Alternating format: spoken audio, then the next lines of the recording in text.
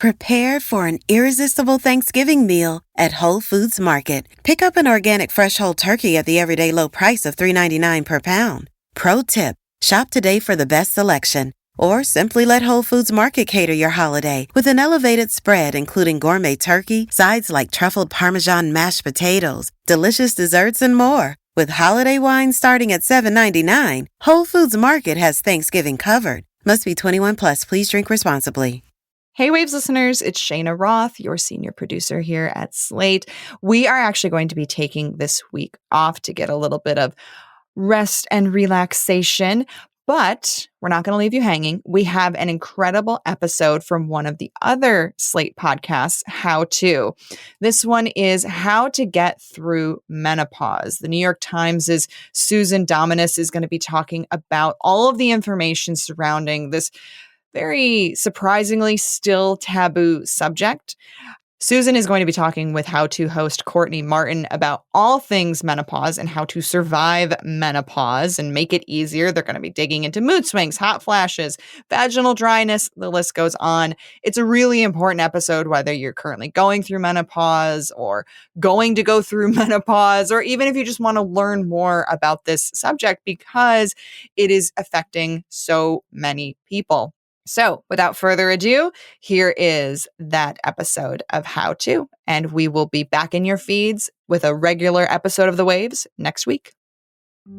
Especially for women who work in an office or in a kind of public space or professional space outside the home, I think that women deal with sexism, obviously, in those spaces, and ageism. And I think talking about menopause feels like just bringing attention to your age in a way that most women I know don't feel comfortable out of a sense of self-protectiveness. Welcome to How To. I'm Courtney Martin. Today, we are going to talk about menopause. Now listen, if I'd said that 20 years ago, or even 10, even 5 maybe, a lot of you would have been shocked. But menopause is having a bit of a moment. Articles about it are going viral. New products to help cope with it are flooding the market. It seems like women are finally talking about it out loud, in public, even if still a little tentatively. And men are finally waking up to the ways in which they're affected via partners and friends by this slightly mysterious part of life. And yet, there is still such a long way to go before we more broadly and accurately understand what the hell menopause really is and how it should be treated by medical professionals. Thankfully, we've got 2 stellar guests today, including a friend of mine who is not afraid to lay it all out there. My name is Katie. I'm 43 years old, and I am calling in from Oakland, California. I'm a cisgendered heterosexual woman who has been in a partnership for many years, and I have no children.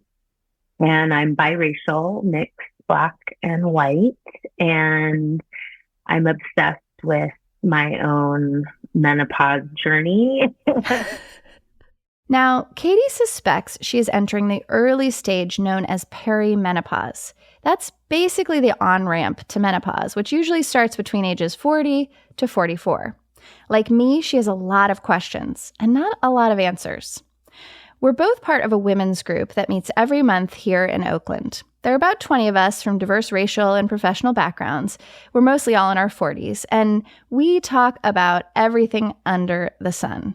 But our recent meeting about menopause was, well, how shall I put this? Basically epic. I mean, who knew we had so many feelings and so much confusion about it? Susan Dominus did. That's who. She's a veteran New York Times journalist who published an article back in the spring that kind of broke the internet. It was called Women Have Been Misled About Menopause. So I have to admit that when the topic was assigned to me, I did hesitate. You know, I sort of thought, am I branding myself in a certain way that like maybe is not the brand that I want going forward?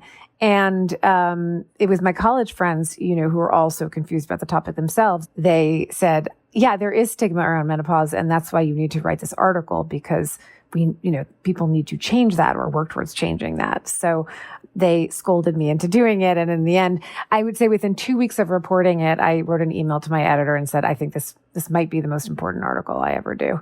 Like, I thought it was really compelling and that there was information that women weren't getting.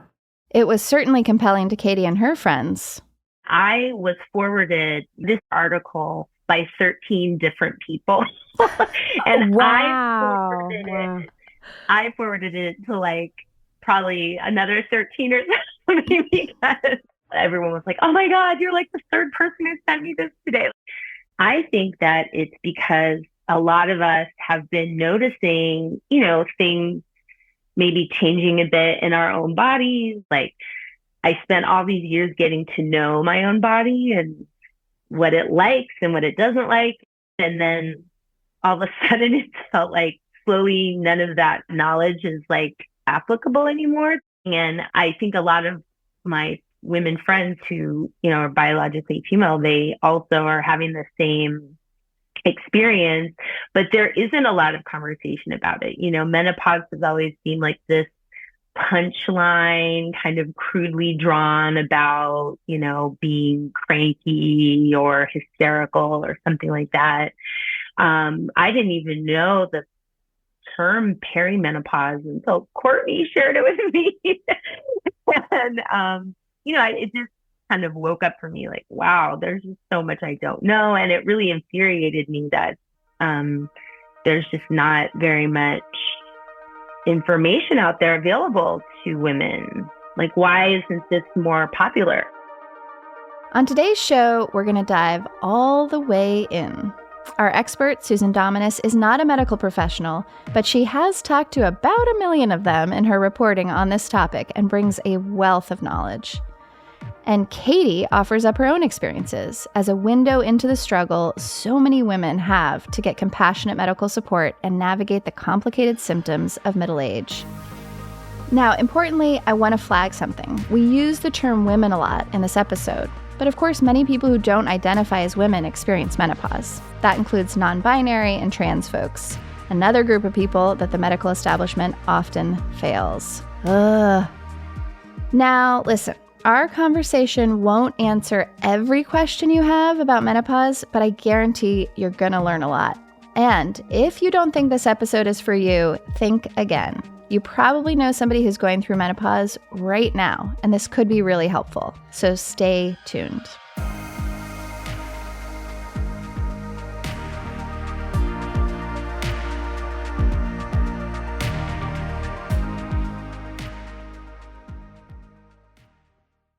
Prepare for an irresistible Thanksgiving meal at Whole Foods Market. Pick up an organic fresh whole turkey at the everyday low price of $3.99 per pound. Pro tip, shop today for the best selection. Or simply let Whole Foods Market cater your holiday with an elevated spread including gourmet turkey, sides like truffled Parmesan mashed potatoes, delicious desserts, and more. With holiday wine starting at $7.99, Whole Foods Market has Thanksgiving covered. Must be 21 plus. Please drink responsibly. This episode is brought to you by Seed's DSO1 Daily Synbiotic, a 2-in-1 probiotic and prebiotic formulated with 24 clinically and scientifically studied strains to support healthy regularity and your gut, immune, and skin health. Optimize your gut health. Visit seed.com/Spotify with code Spotify for 30% off your first month of Seed's DSO1 Daily Synbiotic. These statements have not been evaluated by the Food and Drug Administration. This product is not intended to diagnose, treat, cure, or prevent any disease.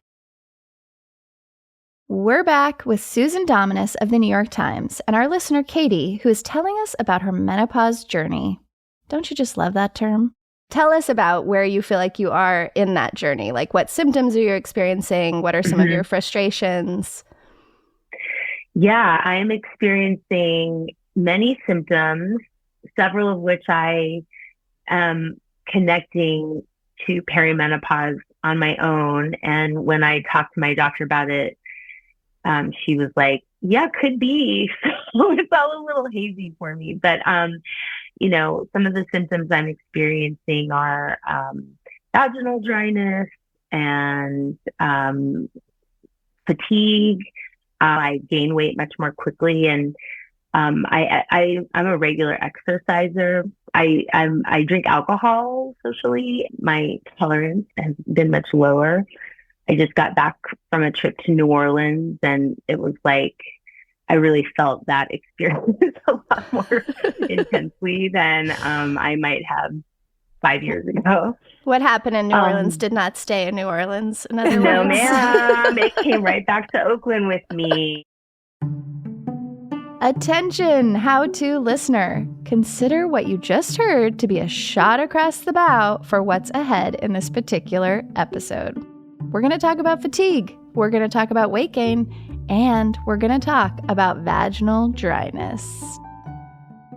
Katie, I love that you just came right out of the gate with that. That was amazing. I did just say vaginal dryness on this podcast, but I'm still probably going to wake up later today and be like, oh my God, I just said vaginal dryness. That was a big one for me. I was like, if I can get through this reporting and by the end of it say vaginal dryness without a tiny, even the tiniest hesitation, I know I'll have gotten somewhere in my own personal journey. I feel like when I started reporting that piece, the idea that anybody would say that those two words together in public was almost inconceivable to me. And I like to think that because of all kinds of things that are changing in the world, women can talk about it. Why shouldn't they talk about it? Because it's offensive to some people, because it makes some people go, ick. There's a lot of shame around aging and sex and the notion of older women and sexuality. It's sort of a punchline concept. And, that really has to change. So, Susan, I wanted to sort of bring along the women who might be listening who are not ready to say vaginal dryness, those women for whom this conversation, maybe they're having it in a couple of corners of their lives, but very privately, and they still feel confused about things. Can you give us kind of a 101 definition of menopause? And in particular, the symptomology seems so broad. So what is menopause and how do you actually distinguish what a menopause symptom is? That's such a great question. Okay, so it's funny. When I started writing this article, I would talk about the idea of going through menopause. The way doctors talk about menopause, it's not something you go through. It's a stage that you reach. And you reach that stage when a year has gone by since your last period. It's just you are menopausal. It's like an adjective. You are menopausal when you've not gotten your period for a full year. Perimenopause, you do go through perimenopause. That's an ongoing stage when, you're in kind of the last hurrahs of your reproductive cycles, I guess you could say. And your hormones are going up and down because various levels are fluctuating and other hormones are fluctuating in response to that. And your estrogen levels in general, the trend is downward. So that's what's happening during perimenopause. How do you distinguish menopause symptoms from other things, aging, stress? It's not always easy to distinguish menopausal symptoms or perimenopausal symptoms from just other symptoms of aging. But there's one symptom in particular that is the hallmark of this phase of your life, and that is the hot flash. Basically, your body regulation and the signals that your brain is sending to your body about what's going on in the temperature of the world around you gets just out of whack. And women have, they break out into sweats and they feel like they're burning from the inside. It can be, excruciating for some women. It can be many, many times a day. It often happens at night, and so it interrupts people's sleep. Now, there are a bazillion other symptoms that are associated with menopause. For example, people do talk about brain fog. They do talk about vaginal dryness. That does seem clearly to be a function of low estrogen levels. There are a few that I think are really overlooked a lot. And one of the ones I think is most overlooked is joint pain. And I mention that just because I sometimes fear that women go down a real rabbit hole of testing and meeting with orthopedists or rheumatologists. Is this, oh no, an immune disorder? And I'm going to list very quickly some of the symptoms that are also associated with menopause that could or could not be menopausally related. And then I'll tell you what one doctor told me she does when a woman comes to her and says, I don't know if this is aging or stress or menopause. But just quickly to go through some of the other ones, dry eyes, real dryness. I think hair loss, although it's not clear whether estrogen therapy helps with the hair loss, but certainly around menopause, a lot of women do see a thinning of their hair. Weight gain, especially around the middle. There's a certain kind of fat in your belly that your body is trying to hang on to because it actually also retains estrogen. So it's trying to like keep those last vestiges. And that's why often women during menopause, they see their body weight really shift around a lot. Those are just some of the most common ones. So what this doctor said to me was that if somebody says to her, I don't know if this is menopausal or not, she'll say to them, well, you could try hormone therapy. And if it goes away, chances are it was menopausally related. And you can also get a better sense then, like, there is possibly some risk associated, very, very, very low, especially for women in their 50s. But there is some risk associated with it, especially after 5 years. So you can see for yourself, how much better do you feel? And then you yourself can make a better risk-benefit calculation. Because if you don't have all the information, you can't really make the calculation. But if you know how much better you feel, maybe it's worth it to you. Maybe you stay on the hormones, maybe you go off the hormones, but you know what's going on. Okay, here's our first insight, and it's a big one. Symptoms of menopause and symptoms of aging are not the same thing, but so often they're confused for one another, even by medical professionals. Katie, have you felt like you have had good conversations with your doctors around this? Because I know this is another big issue that you uncover in your reporting, Susan, is just how often doctors underestimate women's pain generally. Also, that women of color have particular experiences of menopause. So it just makes me wonder, Katie, if you feel like you're getting the right kind of care.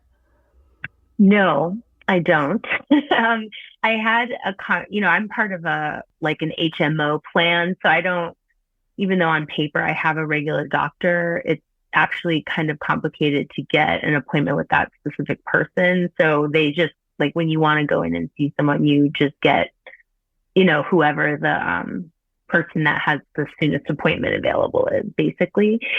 I had one conversation with the person who was assigned to me that day who, she took I had gone to see her because I was in a long-term partnership and we like to have sex with each other. And it was becoming, the vaginal dryness piece was really bothering me. It was just really actually impacting my kind of self-esteem around it. So I went to have a conversation, and she was very she's a nurse practitioner. She was very validating and offered me, made some suggestions of different alternative hormone therapies. So it's like there's a cream and then something you could take orally. And I was sort of anticipating this really wonderful, thoughtful deep dive around what I could expect. It just wasn't like that, which I guess, thinking back on it, sort of modern healthcare. They have 15-minute slots. Yeah. Exactly. So she says she gave you a prescription for vaginal estrogen cream or some kind of alternative lubricant. What do you remember? It was a vaginal estrogen cream. Yeah. That seems like a really good start, I have to say. It was, and it was very helpful. That's great. That's great. So yeah, I went around and told everyone, I don't know if you have this issue or not, but just help me. No, and actually it's really important to mention vaginal estrogen cream because unlike oral estrogen or patches, which, do have some tiny risks associated with them, especially as you get older, there really are thought to be almost no risks associated with vaginal estrogen cream. And in fact, there's a contingent of doctors, including the fantastic Rachel Rubin, who's big on Twitter on vaginal health, and they're trying to get the black box warning removed because there's really no research to back it up. It's there because oral estrogen and the estrogen patches, there's been some work, that has left doctors convinced that there are indeed risks. But for vaginal estrogen cream, there's not a lot of reason to think that there's any risks. And so I'm at least really happy that your doctor did prescribe that.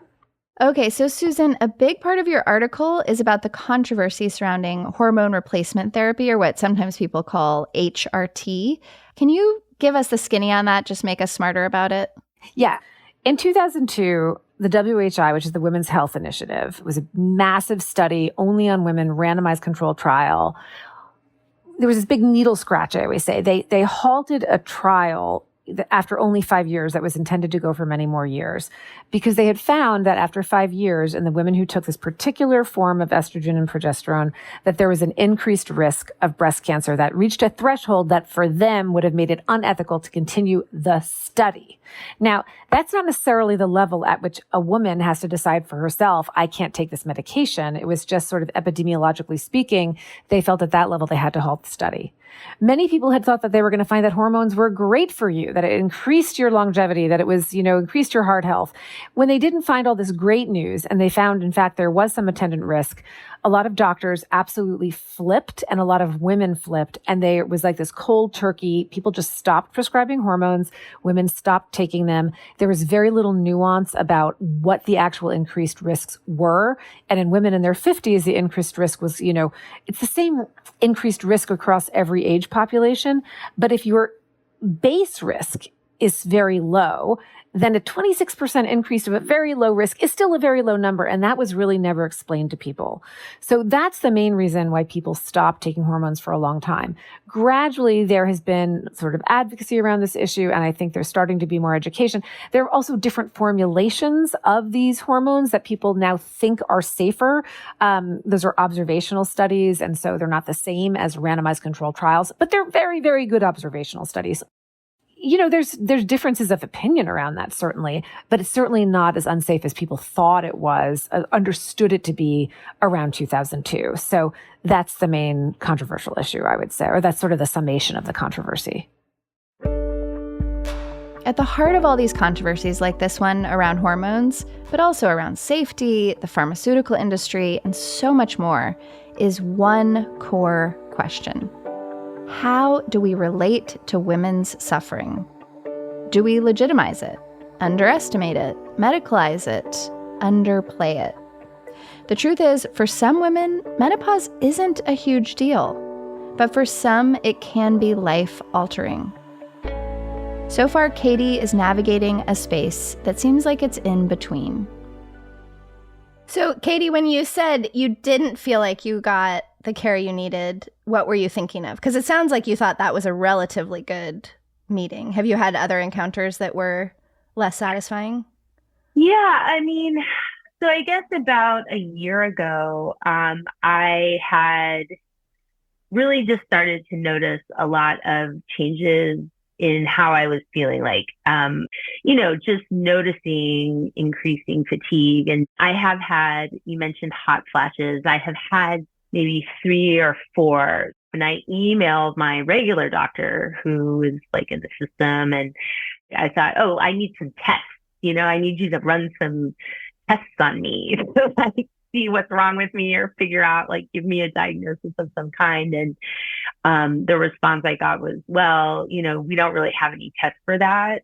It's actually true. And be wary of the doctor who are like, well, let me take a hormone level, because especially during perimenopause, your levels are fluctuating so much that it's really just a snapshot in time. This exchange kind of went back and forth a while, me just basically reiterating something just feels really off. And I feel like I'm just not myself. I did get certain validation, but it was just maybe a lack of engagement is a better way to put it. I was forwarded an information packet about menopausal symptoms that I could peruse at my leisure, which is exactly what I want to be doing on my leisure time. I was really wanting to get into a conversation that felt a little more personal and a little more thoughtful. It's funny you talk about wanting a more personal moment in the doctor's office. It's and I think, I don't know if it's just in the Jewish tradition, but when a girl gets her period, her mom, used to be, she'd slap you across the face, I think. Am I making this up? I think that was sort of the tradition. But there's a moment this is a big deal, right? Yeah. And so you go to the doctor and you're like, it's been 6 months since I got my period. I'm having hot flashes. You kind of want your doctor to be like, oh yeah, menopause. It's not easy. I feel you. How can I help? Yeah. But, it's not necessarily doctors' jobs to hold our hands, but we can't help but want it. We're human for wanting the person we're opening up to acknowledge oh yeah, this is a big deal. Yeah. Well, I wanted to ask you about that piece, Susan, because, full disclosure, Katie and I are in a women's group together, which had we talk about, we meet once a month, talk about everything under the sun. And our menopause meeting was deep. I mean, people had such deep feelings about it. Some people had really deep knowledge, which was amazing. We've unfortunately had some members who've been through cancer, so they've actually experienced some of the menopausal symptoms already. And so we were all like sharing information, and it was just like, it was really a special meeting, I thought. But one of the things we ended up sort of drifting towards was this distinction between these like private market solutions. Like someone had tried out the thermal watch that like helps cool down your body when you're having a... I've been curious about that. Yeah. Well, she loves it. She swears by it. So we were sort of like trading, take these supplements or take this, different sort of tactical and product-oriented solutions. But we were also saying, like, we don't want to turn menopause into one more thing that we all need to, like, hack perfectly or pay for relief from, because that leaves behind women who can't afford a, very expensive thermal watch. And so we are also invested in the cultural change around this, of just making it that it should be that in medical school, doctors are trained that when a woman comes and talks about menopause, you have a couple of lines that you could rely on that acknowledge this is a big deal. So I'm just wondering if you could talk a little bit about sort of the like private solution, like hack your own menopause approach versus like, how do we just have a bigger cultural conversation and like have collective solutions so that this doesn't become one more thing that every woman's like, oh my God, now I have to figure out everything. Yeah. Yeah, there's widespread agreement that there needs to be more discussion of it in medical school. And various surveys have shown that doctors crave more education about menopause in medical school. And that in surveys, many of them say, I don't know what to tell women if they come to me complaining of menopausal symptoms, that they are admitting to their own lack of information. And simply because of the way that medical schools are structured, it's been explained to me, often they're working in clinics where the level of health problems are so severe that menopause is kind of low on the list. And also time is limited in medical school. So it's not a life or death proposition for most people. And so it's not as high a priority as some of the other, illnesses of aging. But that doesn't mean it shouldn't be taken seriously. I mean, women's suffering matters, and doctors should be trained in not just how to treat it, but how to talk to women and help them understand whatever risks, do come with it. Because that's the most commonly known perception of menopausal hormone therapy, is that it's going to cause breast cancer, it's going to put you at high risk for stroke, but it's, there's some unknowns in there. So how do you help a woman understand a statistic like after 5 years, you raise your risk of breast cancer by 26%? It's not a quick conversation, right? It's like there's some math involved, but it's worth doing. It's worth finding a way. One thing, Susan, I wanted to get your take on is we have to have these conversations, especially for those of us in hetero relationships with men, right? I love that your editor was prompted by a male editor. That makes me very happy. But so many men, if women don't know what menopause, oh my gosh, like so many men really don't know what menopause is. Did you find anything in your reporting and writing about like how men are coming along in this conversation? I will say this. I mean, a friend of mine was, having some joint pain, and I truly don't know if it was, menopausal related pain or not. She said, I've got to go to my sports orthopedist guy in a couple of days. And I did think, okay, well, that person's not going to raise the possibility that your symptoms are menopausal. So I will, because there is just no way in hell that the sports orthopedist guy is going to be like, so how old are you? Well, let me ask you something. Are you still getting your period? Are you having hot flashes? I mean, these are questions that doctors of all kinds, including psychiatrists, including neurologists, certainly rheumatologists, when they see a woman between 48 and 54, loosely, who's having a new acute symptom, it should dawn on that person. Women who think they're going through long COVID, I certainly believe in long COVID. I know it exists. That said, if a woman comes to a doctor and she's 52 and she says, I'm not sleeping right, I have brain fog, I have strange pains, I don't know what's going on, he should look at her and say, how old are you? I think before you go down a million tests, try 2 weeks of an estrogen patch and see if it helps.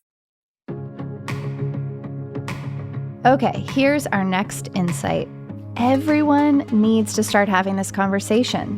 Women need to have this conversation with one another, one-on-one, in groups, on text threads, everywhere and anywhere. Doctors and nurses need to have these conversations in medical schools so that they're prepared to talk with their patients. And guys, we need you to be open to these conversations with your partners, your mom, your friends. Maybe a good place to start is listening to this very episode right now. Kudos. Send it to all your guy friends. Okay, more in a moment. We'll be right back.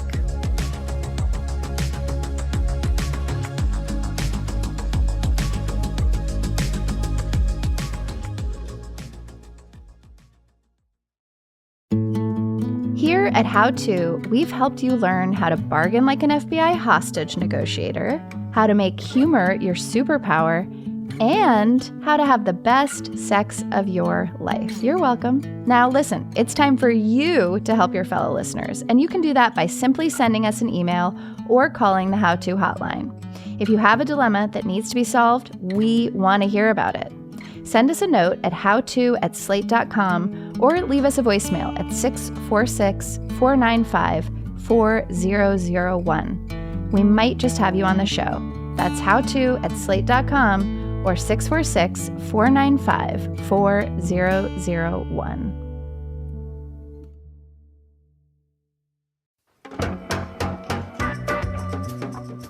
Hi, it's Kelsey McKinney from Normal Gossip. At long last, we are returning for a new season with stories about bachelorette parties and city politics and rental houses gone wrong. New episodes will start dropping October 18th, but you didn't hear that from me. Normal Gossip from Defector and Radiotopia can be found wherever you listen to podcasts.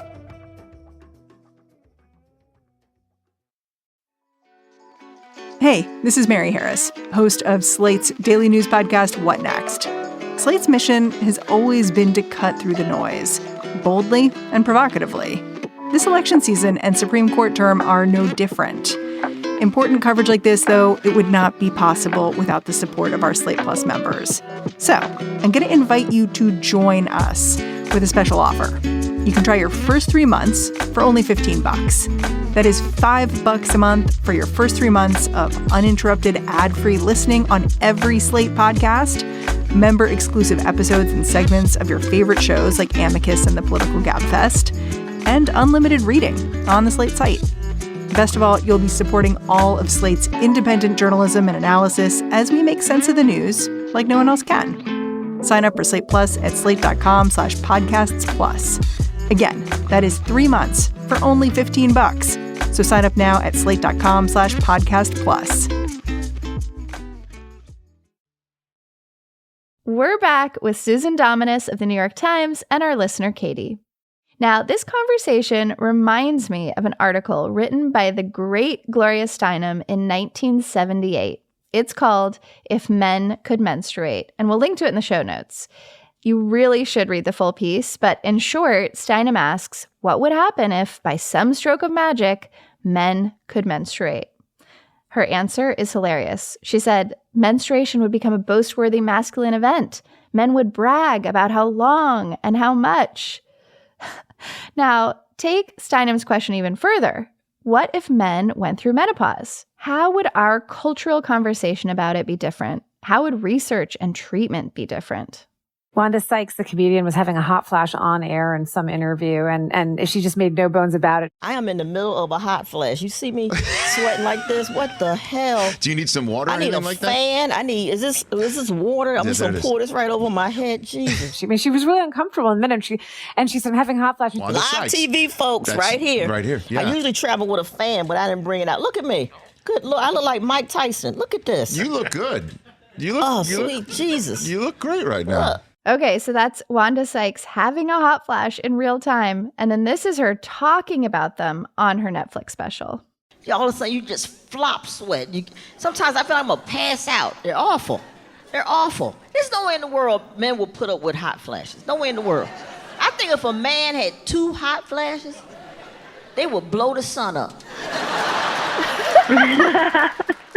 No, I start out my piece by saying, imagine that if men were like tearing off their hoodies and like running to the bathroom to splash water on their faces. Imagine that their penises were, shriveling in size and becoming uncomfortable or even painful during sex. Is there any universe in which the world would stand for that the world, still controlled by men would stand for that? I really do find it hard to believe. I do. Yeah. Now, another conversation we have to have is with our mothers, right? You talk about how many of our menopausal experiences will mirror that of our mothers. Not necessarily always, but that's one indication. Katie, have you talked to your mom about her menopause journey? A little bit. It's interesting, my mom's from a generation that felt really that menopause was something you should keep really private. And so she was not super into the idea of sharing her menopause. Like, I don't even think she would find the term menopause journey very appropriate. Do you think she's going to listen to this episode, Katie? No, my mom does not know how to access podcasts. If I play it for her, which, I certainly would do. She did tell me she was one of the women who she had been prescribed hormone replacement therapy and then had it, they were like, oh, no, now you have to get off of it because of the concerns that you mentioned in your article. And she felt really frustrated by that process because her experience on the hormone replacement therapy was quite helpful. And then when she had to go off it, it was, she had really bad hot flashes, and she was a kindergarten teacher for most of her career. And she found it really difficult and challenging to, kind of keep up in the classroom with little toddlers and stuff. Wow. So, yeah.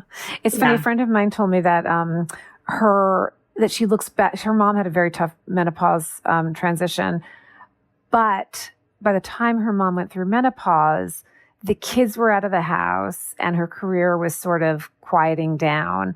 But for women who have kids older, you can be going through menopause and still have, 11, 12-year-old, 13-year-old kids, running around. And that's a lot harder. And I always thought, I'm going to turn 50 and I'm going to hit menopause just as I have, kids who are becoming lunatic teenagers and parents who are just starting to get really aged.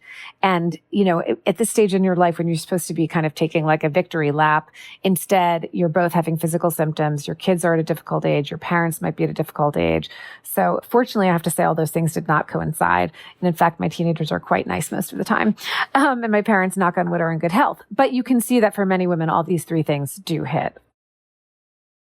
In terms of timing, I think I'm likely to find myself winning that triple crown, so to speak, and I hope my experience is similar to Susan's. I'll take the merciful teenagers and the healthy parents, please. Thank you very much. And speaking of parents, here's our next insight. If you're able, talk to your mother about her experience with menopause. It just might inform your own journey, and her perspective is going to be helpful to you in the long run. I mean, it's funny because one of the things I say is we should, menopause is a time in your life when you should feel more in control of your life than at any other time since the time you've had your period, because you are not at risk for having your life be hijacked by an unwanted pregnancy. But it is also a time of great confusion. I obviously think that women should be able to have a conversation, an open conversation with their doctors about menopausal hormone therapy. But I have plenty of friends who skipped it altogether, went through the hot flashes, went through the sleeplessness, maybe even went through kind of hell, and then ended up on the other side.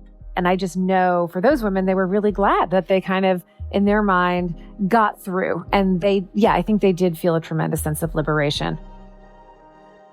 I've been thinking about how we can, at the risk of sounding kind of cheesy, reclaim menopause. I mean, we talk so much about the hard parts of it, the hot flashes, the awkward conversations with our doctors, the rage. But what about the potential liberation of it? Is there a way to create a ritual or something that helps us keep in touch with a significant milestone? I asked Katie and Susan about it. I mean, yes, I'm always drawn to ritual.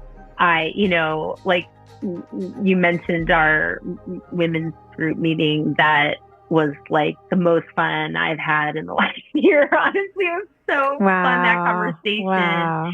And it was so safe. And I did leave that conversation with dreams of bleeding under a full moon with my sister.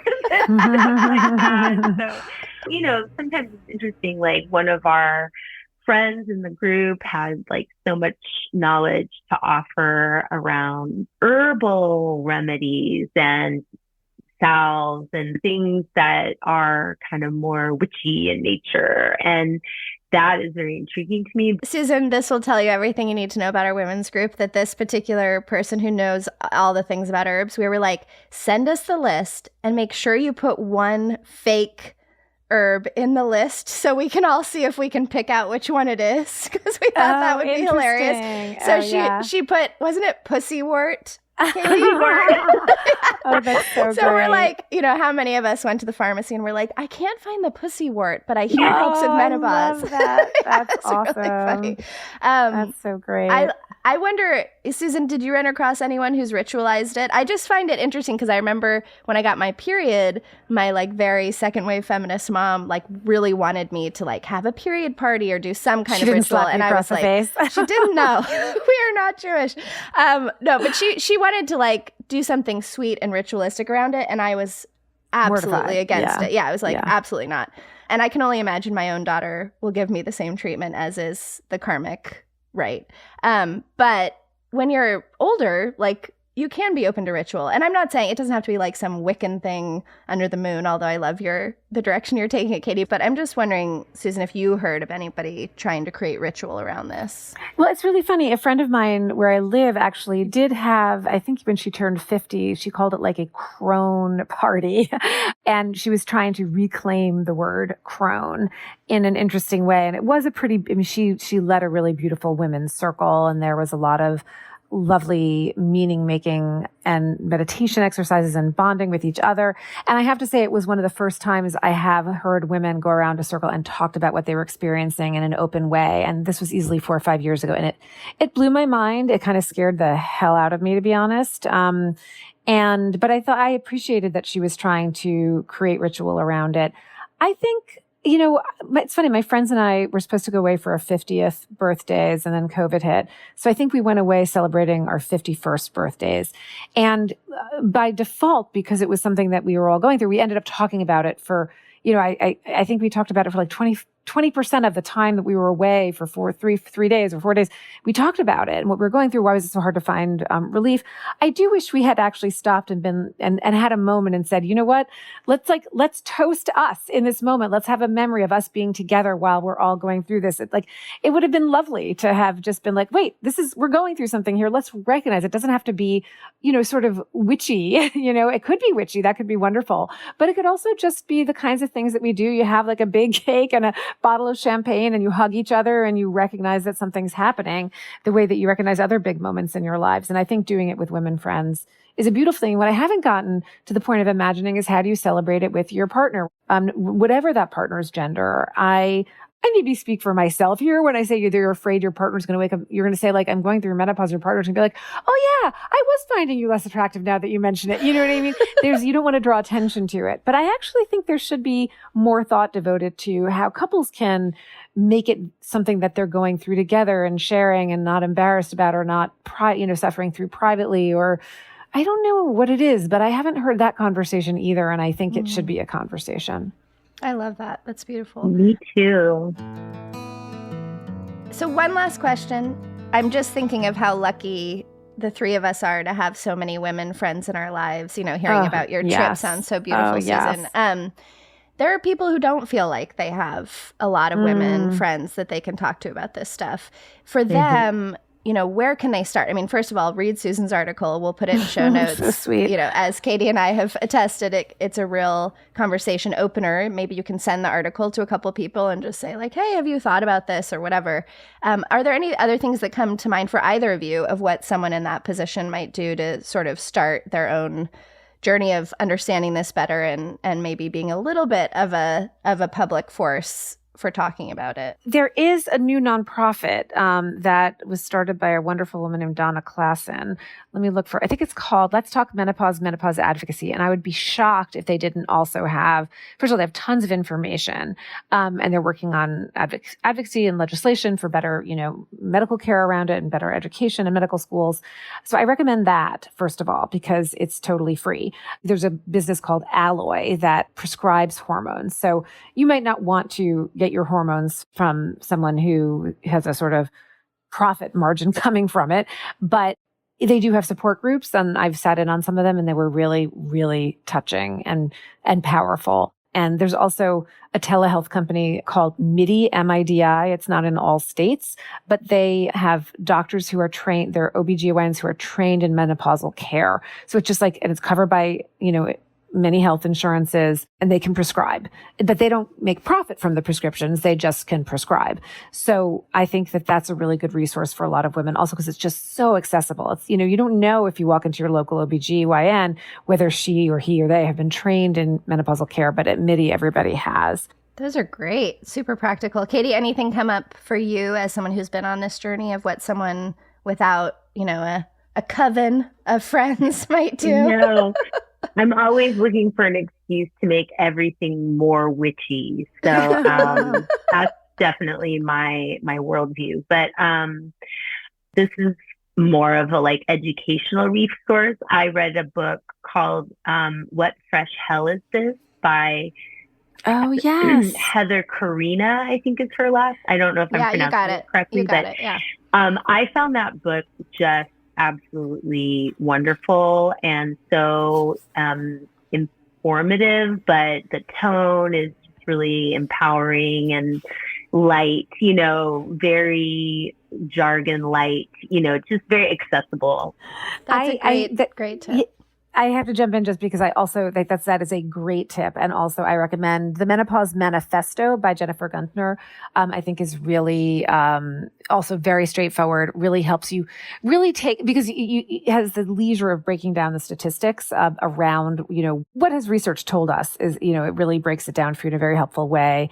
And I also like to talk about this wonderful book of poetry by a woman named Moira Egan, and it's called Hot Flash Sonnets. And it is just a lovely, tripping, delightful, honest, beautiful series of poems about menopause. And I don't know, I just love it. I got a huge amount of pleasure from reading it.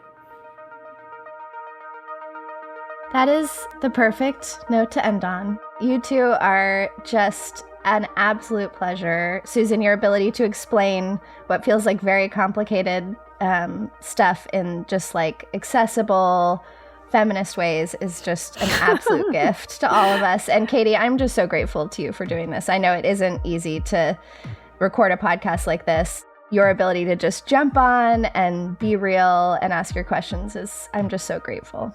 So thank you. I really appreciate it. And it's been a pleasure to meet Katie and Courtney. It's wonderful to see you too. Yeah, thank you both for having me. I'm really honored to have been a part of this.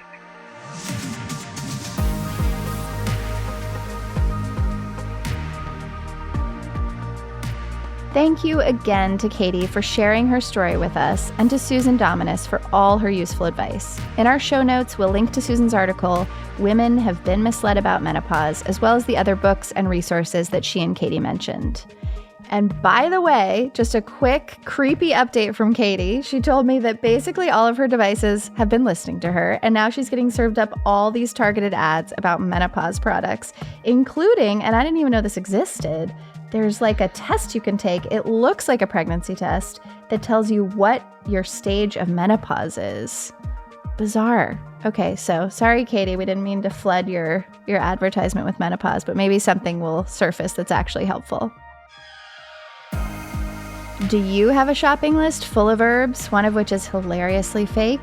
Or maybe you have another problem that needs solving. Send us a note at howto@slate.com or leave us a voicemail at 646-495-4001. And we might just have you on the show.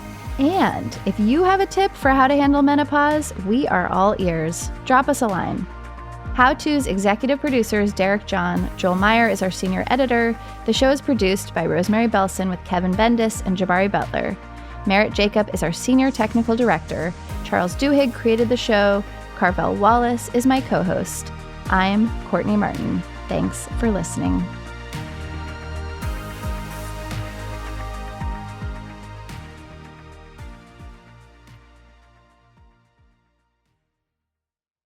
Hey everybody, it's Tim Heidecker. You know me, Tim and Eric, Bridesmaids, and Fantastic Four. I'd like to personally invite you to listen to Office Hours Live with me and my co-hosts, DJ Doug Pound. Hello. And Vic Berger. Howdy. Every week we bring you laughs, fun, games, and lots of other surprises. It's live. We take your Zoom calls. Music. We love having fun. Excuse me? Songs. Vic said something. Songs. Music. I like having fun. I like to laugh. I like to meet people who can make me laugh. Please subscribe now.